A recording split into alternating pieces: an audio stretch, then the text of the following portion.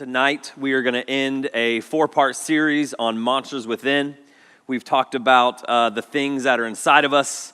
It's not so much what we put in our mouths, but it's what comes out of our mouths. And the reason for that is the things that we continually struggle with in our hearts. And tonight, the last one that I want to talk about is greed. So being greedy is something that I deal with a lot because I have 3 kiddos. For example, this past Sunday, my son, he's 4, he got a mint, and he was chewing it in the car, and my 2-year-old starts crying because she wants candy, and I said, Ayler, bite off a piece of the mint and give it to your sister. And he's like, no! I'm like, bite off a piece of the mint and give it to your crying 2-year-old sister. And so he does it, a little, and you're like, that's gross. No, whatever. We make it happen because the baby's crying and she wins. And so we broke off a little piece of that mint and we gave it to her, and she was happy. She was good. Now my son, as we're driving down I-10 on Sunday afternoon, starts to freak out because he didn't get the whole mint. He only got like 98% of the mint. And he's like, Dad, you tricked me. I always have to share with Copeland. That's my 2-year-old. I always have to give her. He is angry. Like, you just got out of church. He just got out and he learned nothing. I'll take that up with the kids ministry later. All right, giggle. But listen, he so greedy. Like, be happy for the 98% of the mint you got. Then later on that day, he's like, Dad, tomorrow you need to bring home 5 mints for me, because that makes sense. And I'm like, and then my oldest daughter, she's 7. She's like, yeah, me too. I was like, where did you come from? Like, what in the world? So what happened when I came home yesterday? Not, hey, how you doing? How was your day? You're the best dad ever. Thanks for sacrificing everything for us. No, hey, you got my mints? I'm not even kidding. 5 o'clock, bam, you got my mints? Like, are you kidding me? No, I don't have your mints. And then, of course, I had his mints for him, his 5 mints, okay? And they're like, this, I mean, it's weird. They whatever. And then my daughter's like, you have my mints? I was like, here's your mints, you greedy little sorry fools. But man, that, you know, we laugh at that, but the truth is, we're like that in some ways as well. Like, where we are like, man, I want that too. Or this person has that, so you want that. Or the world shows this, and we want that. And that's greed. That's what that's called. And really, truly, we don't talk about greed enough, like at all. Because the truth is like, oh, it's okay. I can be that way. You don't even think about it as a sin. We don't even think about it as something we need to work on. Now, lust and looking at pornography, like, whoa. No boom boom before marriage, whoa. But we don't deal with greed, right? Don't, drinking, whoa. Before you're 21. All these things that we're like, but we never talk about greed. All these other things are like the ultimate sins. By the way, all those are the same in God's eyes. All of them. But us as Christians, we put like this up here and this over here and this down here because we struggle with this one, but that's not a big deal. Okay, we do this. And God's like, no, they're all the exact same. So how consistently content are you? Think about that. Now, don't think about your friend who is like the most greedy person in the world, because that's what we do in church sometimes. We're like, oh, he's definitely talking about Billy. He got to pick it up. He is greedy. No, think about you for a second. Look at yourself and stop thinking about like you're like, yeah, you're always wanting this. And no, you for a minute.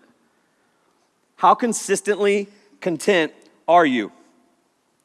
And when we are content, think about this, we always want more. Like, I'm so content with life. I'm good, but that new iPhone's coming out, and I want it. And I get that. I really do. That's a struggle. That's a real life issue for me. That was my heart talking right there. Or dessert. When you're full, but then you're at a restaurant and they bring out, they're like, do you want to see the dessert tray? And your spirit is like, yes, but you kind of like, nah, but you're kind of looking around at everybody else. Do you want dessert? Because I don't, obviously, I don't want dessert. And Billy, who's at everything, is like, I really want a dessert too. So let's see the dessert tray. And they bring out this smorgasbord of everything in the world, okay? I'm picturing Taste of Texas right now because they bring this tray of like Satan out to you. And you're like, I want the boot and the this tall cake. That, by the way, there's a cake on the menu on the dessert tray that's not on the dessert tray. Just ask for the massive chocolate cake, and they bring it out, and everybody judges you because they're like, oh, fatty, you're eating the cake. But really, they're just jealous and greedy. Okay, I'll stop. But, so, we say we're full at dinner, but when the dessert tray comes around, we're like, oh, I'm not full anymore. And you devour the cobbler. And then you feel guilty. Maybe I'm just having a confession time for me, okay? That's real. Like, I really do feel guilty. Like, I'm like, oh, I ate so healthy, and then all of a sudden that happens, and you're like, I don't need that, and then you become greedy, and you eat it, and then you feel guilty in the moment, and then you feel guilty, I feel guilty the next day when I'm working out. I'm like, why did I eat that whole chocolate cake by myself? And then I brought it home, and I ate more. And then I woke up in the middle of the night and ate more. And then I sleptwalked, and I ate when I was sleeping. And then you're running, you're working out the next day, you're doing whatever you do, and you're like, I shouldn't have ate the cake. And you're like, I'm never doing it again. And then what do? You do it again, all right? That's greed, you sinners, all right? That's really what it is like, though. And, and I want to show you what Jesus says about greed. Again, so many of us have everything we will ever need, but for some reason we always think we want more.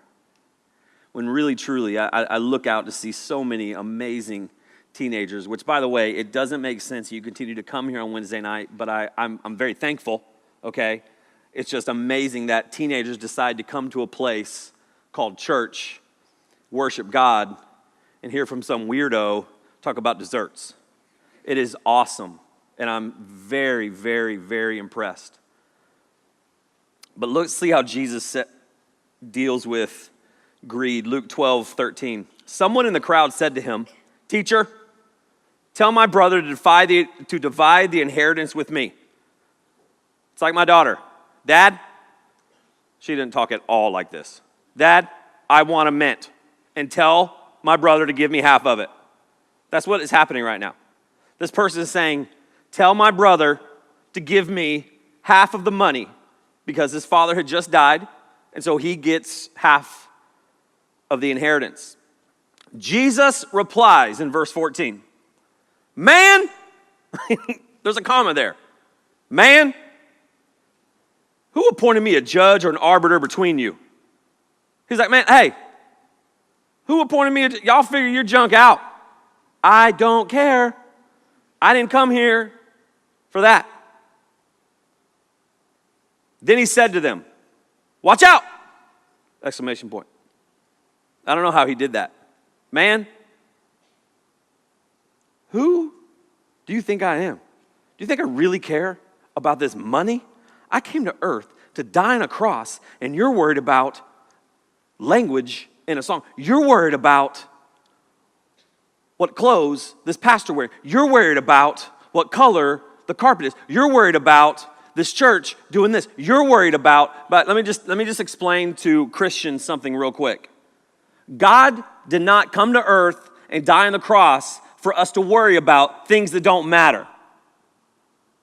I think sometimes as Christians, we act like God seriously cares about the things that we get so upset about. Like, oh, he does. He cares about everything. Really? Well, right here, he says, I don't care. I do not care about the money between you and your brother. Grow up and figure it out. Figure it out. Because I am here. I came to earth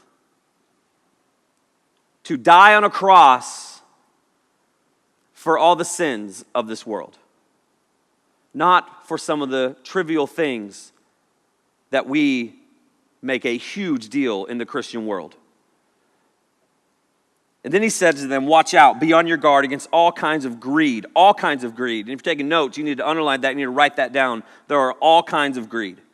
Life does not consist in an abundance of possessions. He's saying it doesn't matter what you have. Stop worrying about getting all these things. Stop worrying about having the latest whatever it is. And you're like, well, I don't struggle with that. Maybe you're here tonight, parents, students, staff, You're like, I don't struggle with that. Okay, well, look at your bank account. If you don't care about having the most stuff and doing the greatest things and having the nicest whatever, I'm not saying it's bad to do that and have that. But if you don't care about it, what do you care about? Because your bank account will tell you what you care about.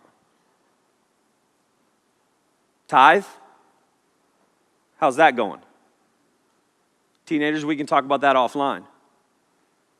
But the Bible's pretty clear on giving 10%. My kids, they make $3.25 a week if they do all their chores. My son made a quarter last week. That's real life. When they get on payday, which is Friday, from doing their chores, they then, 10% of that is a tithe. 10% of 325. It's tough. That's brutal. My son's like, no! Another percentage goes into save. And then they get to spend a little bit. What about you, teenagers that have jobs? 10% of that, whatever you make, however you get it, needs to go to the Lord. Well, I don't make enough.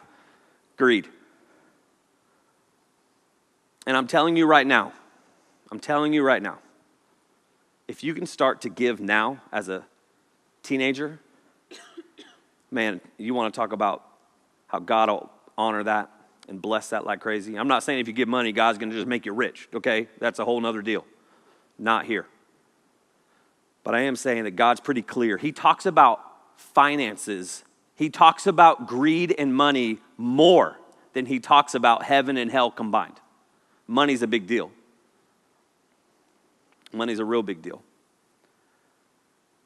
So what are you doing with the money that you make? Well, I'm not greedy. You know better than I do.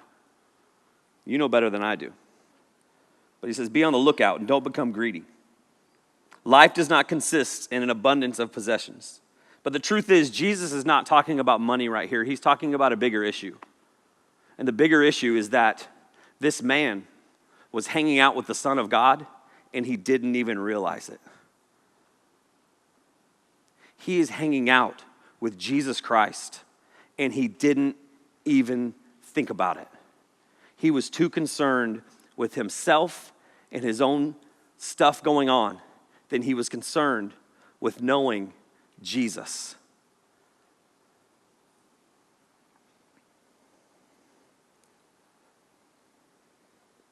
You can have a peace that passes all understanding.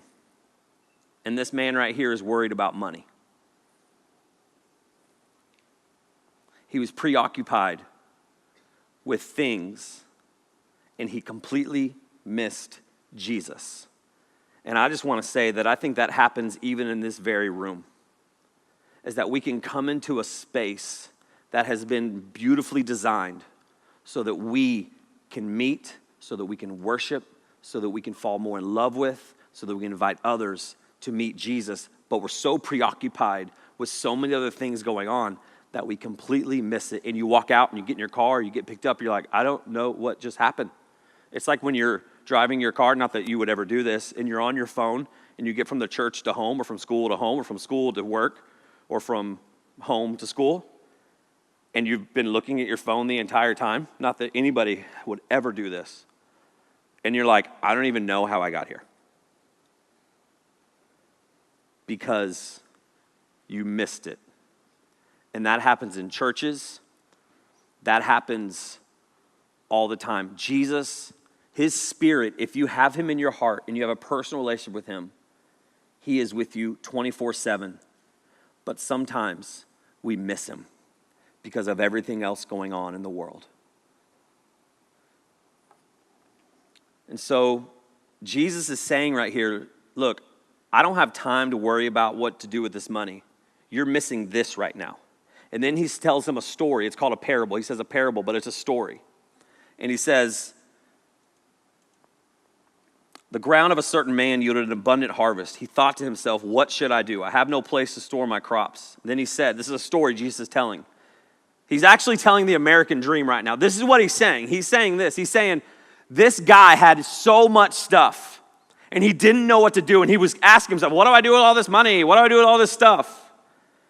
Then he said in verse 18, this is what I'll do. I will tear down my barns and build bigger ones.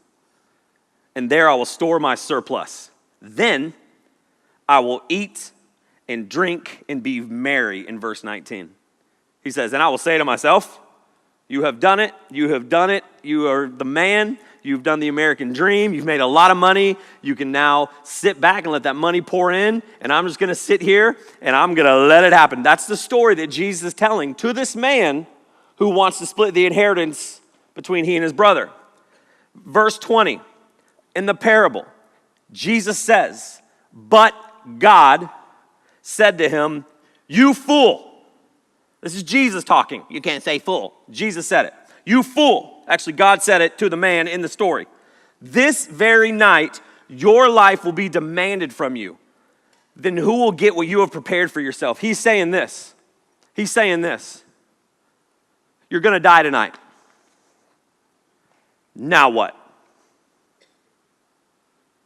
You're going to die tonight. And you can't take any of this with you.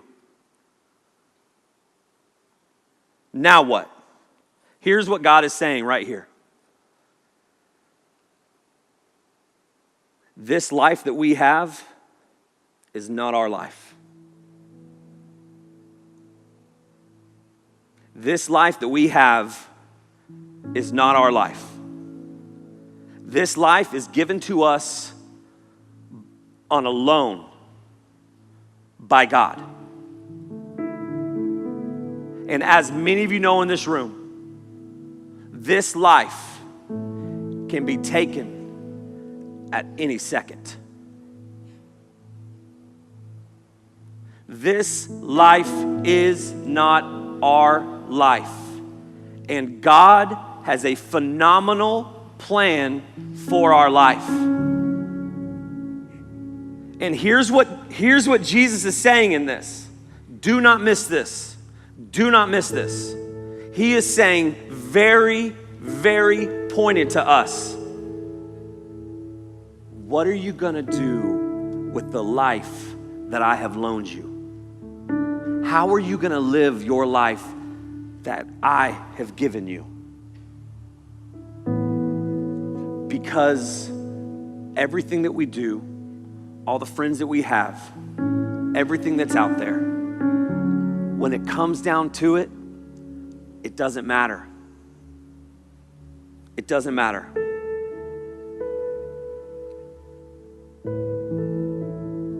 Cooper Potts. As many of you know, this past Sunday was in an absolutely horrible accident. And I cannot get up here without saying anything about it.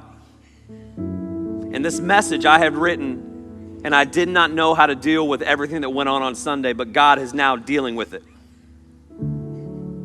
Cooper Potts, I will say, I never met the man. I never met him. But based on so many amazing people that I've known for a very long time, based on so many Instagram messages, Facebook messages, the things that I've heard, people that have called me, other youth pastors in the city who have reached out to me. Here's what I know about Cooper Potts. Here's what I know without even knowing him. His life was not a waste. Amen? His life was absolutely used by God.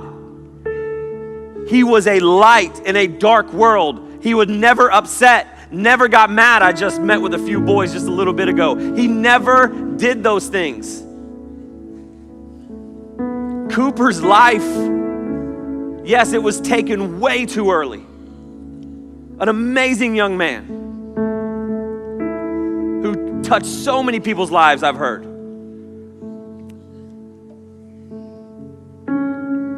He did it. He did it.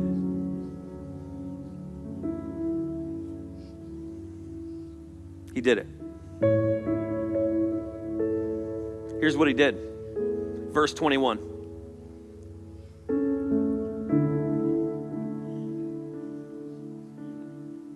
This is how it will be with whoever stores up things for themselves, but is not rich toward God. Saying that